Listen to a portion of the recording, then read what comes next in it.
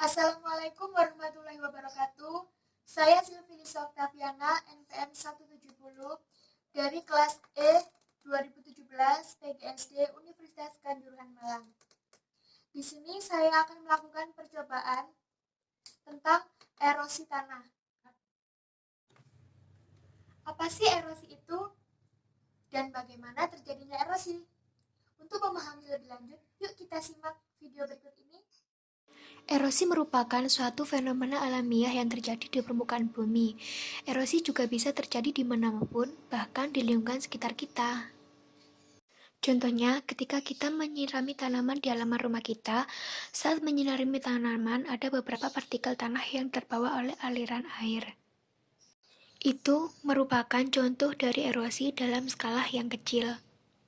Di sini saya akan melakukan percobaan tanaman terhadap terjadinya erosi.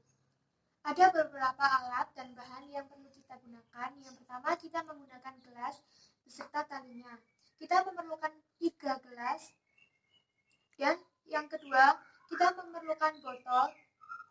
Di sini kita menggunakan 3 botol. Botol yang pertama, kita isi dengan tanah. Botol yang kedua, kita isi dengan tanah dan daun kering atau serasa. Botol yang ketiga, kita isi dengan tanah dan tanaman. Kemudian, kita juga memerlukan air untuk melakukan terjadinya erosi. Langkah yang pertama, kita pasangkan gelas terlebih dahulu ke dalam mulut botol.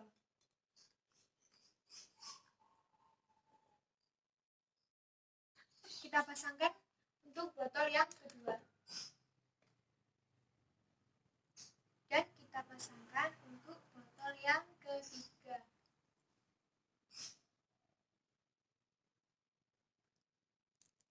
Kemudian, pada botol yang pertama yang berisi tanah, kita tuangkan air dengan perlahan-lahan sampai air menetes ke dalam wadah atau gelas yang sudah disiapkan.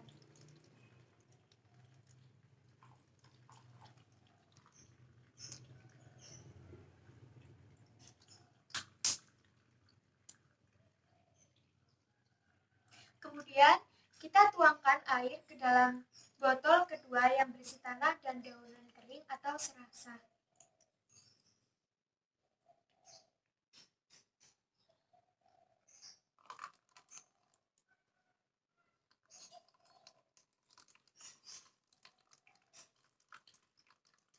Dengan hati-hati ya.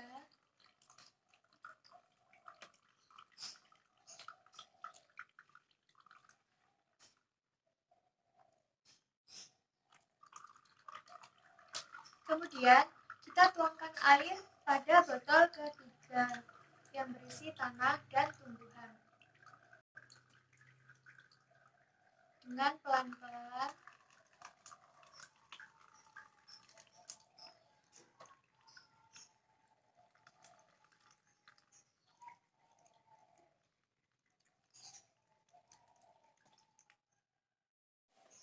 Nah, jadi semua wadah atau gelas yang sudah kita siapkan sudah terisi dengan air semuanya. Nah, ternyata tingkat kejernihan pada air dalam setiap botol itu sangat berbeda-beda. Ini merupakan hasil dari percobaan erosi tanah. Air yang berasal pada botol plastik yang pertama jauh lebih keruh daripada air yang berasal pada botol kedua dan ketiga. Mengapa? Karena tanah yang terdapat pada botol plastik pertama mengalami erosi intensif, maka hasilnya sangat keruh. Air yang berasal dari botol kedua lebih jernih daripada dari botol yang pertama. Mengapa? Karena erosi yang terjadi pada tanah yang ada di botol kedua lebih sedikit dan tertahan oleh daun kering atau serasa. Air yang ada pada botol ketiga ternyata airnya sangat jernih. Mengapa? Karena erosi yang terjadi pada botol plastik ketiga ini sangat sedikit dan terdapat tanaman pada botol ketiga. Akar tanaman dapat berfungsi untuk mencegah terjadinya erosi, sehingga erosi yang terjadi sangat sedikit, maka hasil air yang keluar sangat jernih.